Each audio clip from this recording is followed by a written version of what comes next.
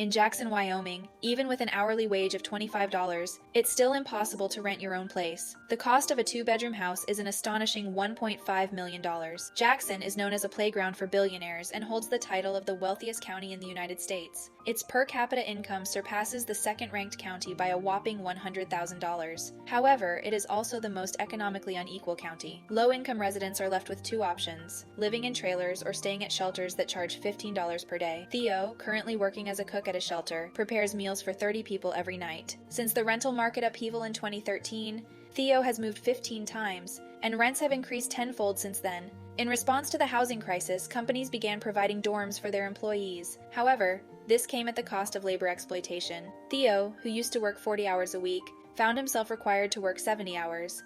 Unable to endure such conditions, he eventually quit his job, and the company reclaimed the housing provided.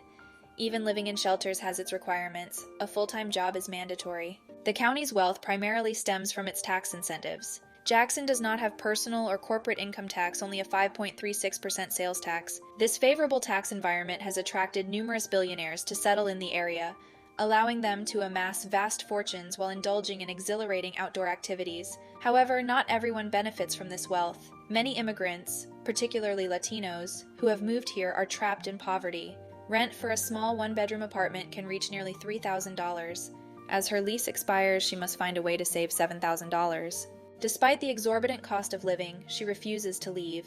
In addition to earning a higher income, she can provide her son with a quality education. No matter how difficult it gets, she would never consider returning to El Salvador, where the average annual income is a mere $300. Statistics indicate that the United States needs 3.8 million new houses to meet housing demand, especially in places like Jackson. However, even with the construction of numerous houses, only millionaires can afford to live there due to the exorbitant prices. As the cost of living continues to rise, the number of workers in the area is rapidly declining. Constructing a house often takes 5 to 6 years, given the scarcity of land.